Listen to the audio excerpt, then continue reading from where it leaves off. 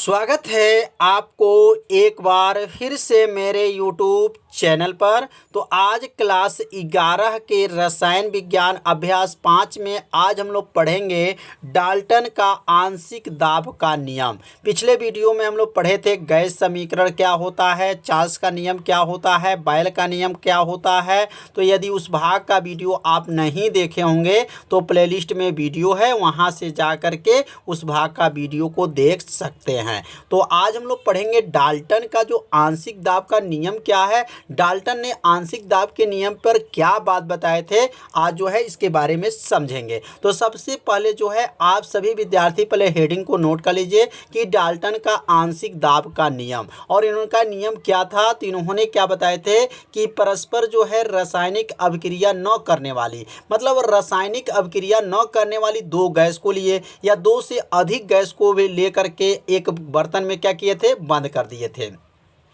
जब बंद कर दिया गया था तो उस मिश्रण का दाब जो था वो अलग अलग गैसों के दाबों के योग के क्या हो गया था, बराबर हो गया था। इनका यही नियम था। तो यहाँ इस पर जो है आप जो है अपने कॉपी में से क्या कर लीजिए, नोट कर लीजिए कि परस्पर रासायनिक अभिक्रिया न करने वाली दो या दो से अधिक गैसों को किसी निश्चित ताप पर एक बर्तन में बंद कर देने पर, मतलब जो रासायनिक अभिक्रिया न करने वाली दो या दो से अधिक गैसों को क्या करना है, एक निश्चित ताप पर एक बर्तन में क्या कर देना है, बंद कर देने पर तो मिश्रण का दाब क्या होगा, मिश्रण का दाब उसी ताप पर उन गैसों के आंशिक दाबों को योग के क्या होता है, बराबर होता है।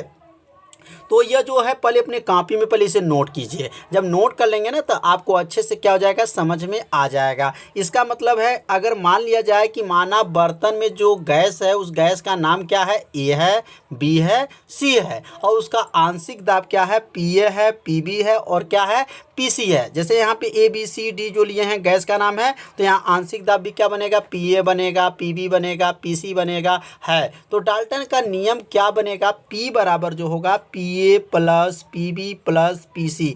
मतलब डाल्टन का जो नियम हम लोग बोले हैं अभी ऊपर, तो यह नियम इसी में छिपा हुआ है। जब परस्पर रासायनिक अभिक्रिया न करने वाली दो या दो से अधिक, यहाँ पर कितने गैस लिया गया है, दो या दो से क्या है, अधिक गैसों का जो है निश्चित ताप पर एक बर्तन में क्या कर दिया जाएगा, बंद कर दिया जाता है। तो उस गैस का जो है क्या, मिश्रण का दाब उसको अलग अलग गैसों के, अलग मतलब P A P B P C, यह अलग अलग गैस है, तो उस अलग अलग गैसों के आंशिक दाबों के योग, योग माने प्लस, योग के क्या होता है, बराबर होता है।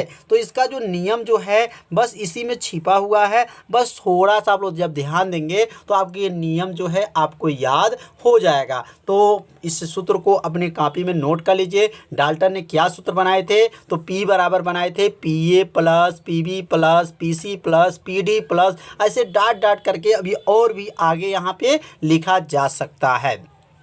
तो समझ में आ गया होगा कि डाल्टन का आंशिक दाब क्या था। तो डाल्टन का आंशिक दाब क्या था, यह क्या है, गैसों का जो है, गैसों का मिश्रण का दाब उसी ताप पर उन अलग अलग गैसों के आंशिक दाबों के योग के क्या है, बराबर होता है। तो यह जो इसे सूत्र को नोट कर लीजिए और जहाँ लिख लीजिए, जहाँ पी क्या है, तो मिश्रण का कुल दाब है, क्या है, जहाँ पी जो है मिश्रण का कुल दाब है, तो यहाँ लिख लेंगे पी मिश्रण का कुल दाब। तो इसे समझ में आ गया होगा, तो इसे अपने कॉपी में नोट भी कर लिए होंगे। तो अब हम लोग आगे पढ़ेंगे। डाल्टन ने एक सूत्र और बनाए थे, तो इनका जो प्रयोग करके इन्होंने एक सूत्र बनाए थे, तो उसका सूत्र का जो है निगमन करेंगे। तो ये निगमन को अच्छे से समझिएगा। जहां आपको समझ में नहीं आएगा वहां तुरंत आप सभी विद्यार्थी कमेंट जरूर कर दीजिएगा। तो अब यहाँ पे लिखेंगे गैस का आंशिक दाब का सूत्र का जो है निगमन करेंगे। तो यहाँ गैस कितने हैं, ए गैस है, बी गैस है, सी गैस है, तो यहाँ 3-4 गैस को लेकर के प्रयोग कर सकते हैं। यदि यहाँ पे लिखा जाए ए गैस के लिए, किस गैस के लिए, तो लिखेंगे यहाँ पर ए गैस के लिए। किस गैस की बात कर रहे हैं, ए गैस के लिए। तो अगर ए गैस के लिए हम यहाँ पे दाब का मान निकालते हैं, तो ए गैस का दाब का सूत्र क्या बनेगा, तो लिखेंगे पी ए बराबर होगा यन ए होगा और क्या होगा आर टी होगा बटा क्या होगा भी होगा। यह किस गैस के लिए है? तो यन ए जो या ए गैस के लिए जो है यह जो है दाब का सूत्र होगा पी ए बराबर यन ए आर टी बटा भी। पी ए का नाम क्या है? तो पी ए का नाम होगा ए गैस का आंशिक दाब, यन ए का नाम है ए गैस की मोलों की संख्या, आर का नाम तो जानते होंगे सार्वत्रिक गैस नियतांक, टी का नाम परम ताप और भी का नाम क्या है आयतन। तो ये पी ए जो है किस गैस के लिए? ए गैस के लिए है। और ये सूत्र किसके नियम से बना है? तो गैस समीकरण के अनुसार ये सूत्र को बनाया गया है। इसको हम समीकरण नंबर इसको 1 मान लेंगे। अब यहाँ ए गैस था तो अब यहाँ लिखेंगे बी गैस के लिए। किस गैस के लिए? बी गैस के लिए।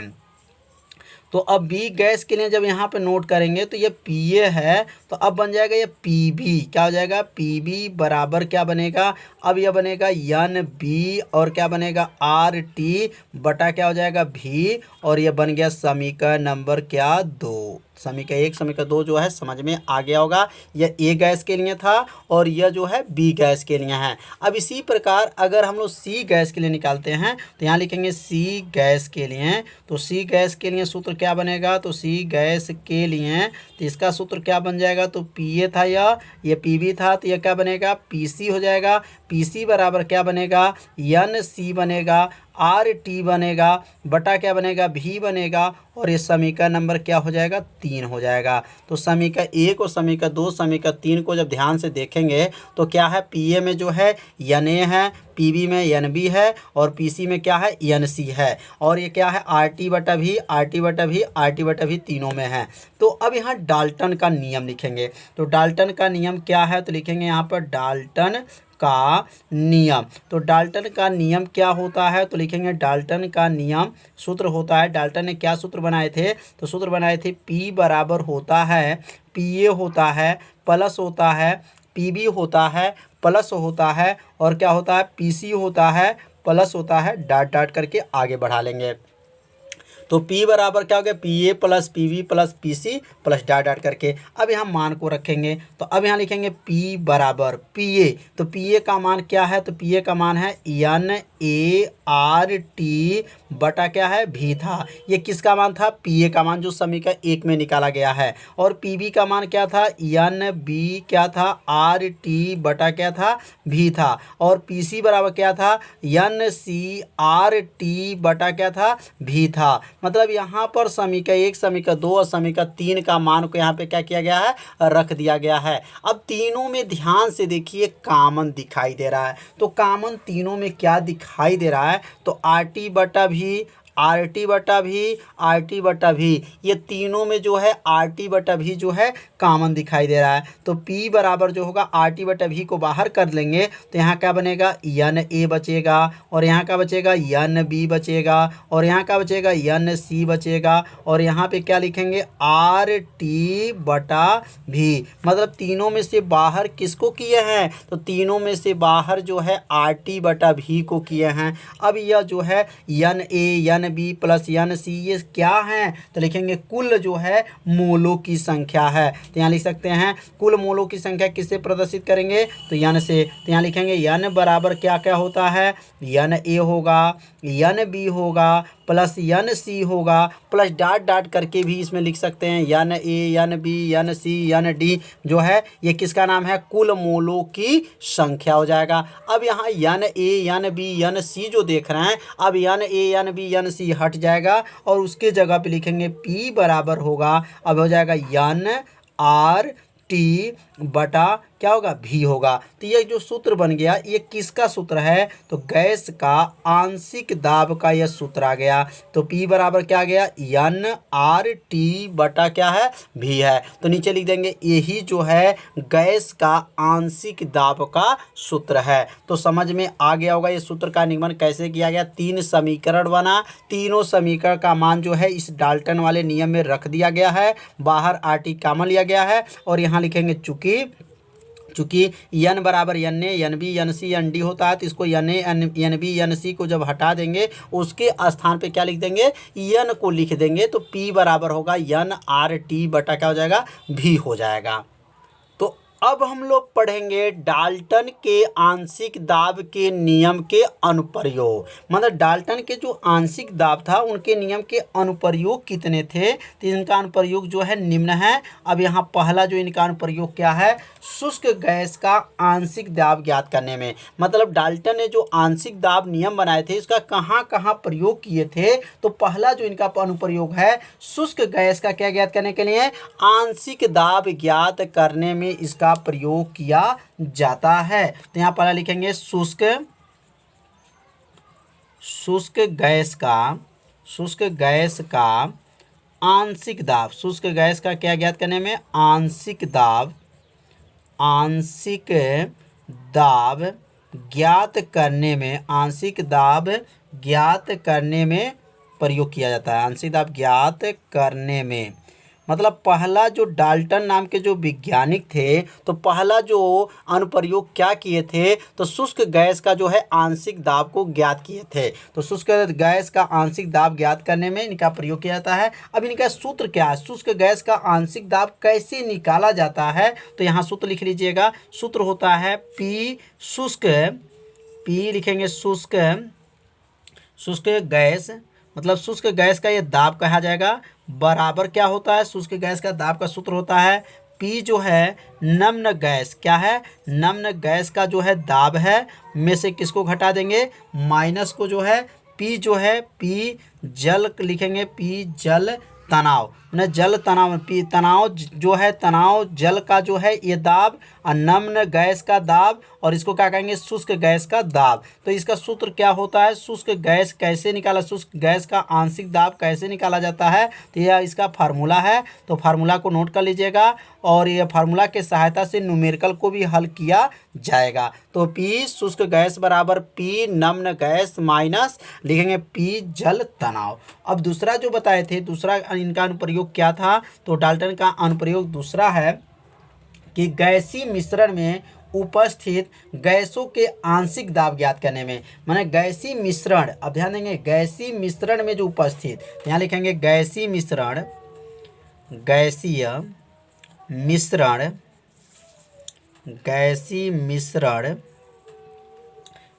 में उपस्थित, गैसीय मिश्रण में उपस्थित, गैसीय मिश्रण में क्या, उपस्थित गैसों के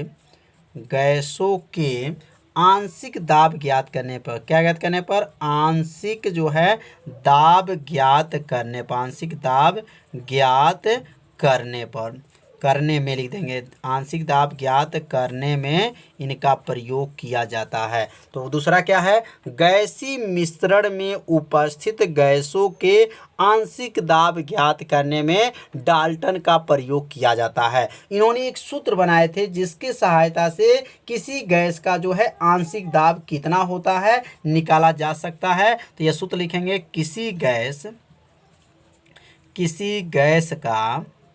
किसी गैस का जो है आंशिक दाब बराबर क्या होता है, तो किसी गैस का आंशिक दाब इक्वल टू मतलब बराबर होता है गैसों के मोलों की संख्या, यहाँ क्या लिखेंगे, गैसों की मोलों की संख्या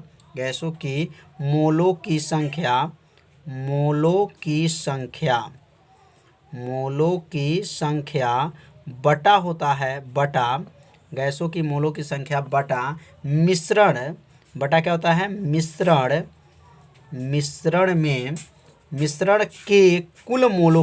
मिश्रण के कुल मोलों की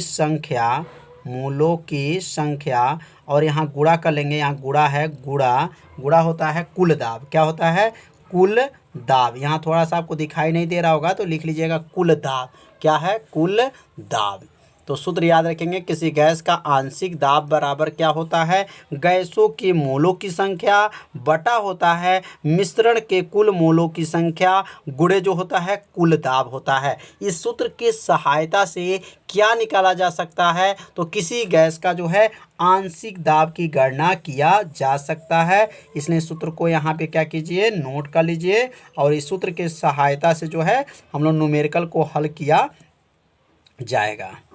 तो दो अनुप्रयोग जो है समझ में आ गया होगा। अब तीसरा इनका अनुप्रयोग क्या है, तो तीसरा जो अनुप्रयोग क्या है, तीसरा इन्होंने बताए थे गैसीय मिश्रण का। अभी हम लोग ऊपर क्या पढ़े थे, गैसीय मिश्रण में उपस्थित। ऊपर देखिए गैसीय मिश्रण में क्या है, उपस्थित है। अब क्या लिखेंगे, गैसीय मिश्रण, गैसीय मिश्रण, गैसीय मिश्रण का कुल दाब ज्ञात करें। गैसीय मिश्रण का कुल दाब ज्ञात करने पर, कुल दाब ज्ञात करने पर, कुल दाब ज्ञात करने पर, ज्ञात करने में लिख देंगे, ज्ञात करने में। तीसरा क्या है, गैसीय मिश्रण का कुल दाब ज्ञात करने में जो है डाल्टन का अनुप्रयोग किया जाता है। अब चौथा लिखेंगे, चौथा क्या है, तो लिखेंगे मिश्रण के गैसों का प्रतिशत मात्रा ज्ञात करने में। क्या लिखेंगे, मिश्रण में गैसों की, मिश्रण में गैस की प्रतिशत मात्रा, गैस की क्या निकालेंगे, प्रतिशत जो है मात्रा, प्रतिशत मात्रा ज्ञात करने में, प्रतिशत मात्रा जो है ज्ञात करने में इसका प्रयोग किया जाता है, ज्ञात करने में इसका प्रयोग करते हैं। किसकी मात्रा, मिश्रण में जो गैस कितना है, कितने प्रतिशत है, उसका मात्रा ज्ञात करने के लिए किसका प्रयोग करेंगे, डाल्टन का प्रयोग करेंगे। तो इस सूत्र होता है प्रतिशत मात्रा कैसे निकाला जाएगा, गैस का जो है प्रतिशत मात्रा बराबर, सूत्र नोट कर लेंगे, प्रतिशत जो है, यहाँ थोड़ा सा मिस्टेक हो गया, प्रतिशत लिखिएगा, प्रतिशत मात्रा, प्रतिशत मात्रा का सूत्र होता है, प्रतिशत मात्रा बराबर होता है, याद रखिएगा, गैस का आंशिक दाब। क्या होता है, गैस का जो है आंशिक दाब, गैस का आंशिक दाब बटा होता है, गैस का जो है आंशिक दाब बटा, आंशिक दाब बटा जो है, अब लिखेंगे कुल दाब। क्या लिखेंगे, कुल दाब, कुल दाब गुणे क्या होता है, कुल दाब गुणे 100 होता है, कुल दाब गुणे 100। तो यहाँ लिखेंगे प्रतिशत मात्रा गैस का आंशिक दाब बटा कुल दाब गुणे क्या है, 100। इस सूत्र के सहायता से क्या करेंगे, न्यूमेरिकल को हल किया जाएगा। तो इसलिए सूत्र को भी नोट करते चलिए और सूत्र को जो है याद करते चलिए। तो आज हम लोग क्या पढ़े, डाल्टन का आंशिक दाब का नियम क्या है और आंशिक दाब का सूत्र क्या है और डाल्टन का जो है दाब का नियम का अनुप्रयोग क्या है, आज इस वीडियो में बताया गया। तो आज का वीडियो कैसा था, आप सभी विद्यार्थी जरूर कमेंट कीजिएगा, वीडियो को लाइक कीजिएगा, चैनल पे यदि पहली बार आए होंगे तो चैनल को सब्सक्राइब और घंटी दबाना मत भूलिएगा, क्योंकि यह लाइव क्लास आपके लिए ही चलाया जा रहा है। तो मिलते हैं अब अगले भाग में, तब तक के लिए सभी विद्यार्थियों को नमस्कार।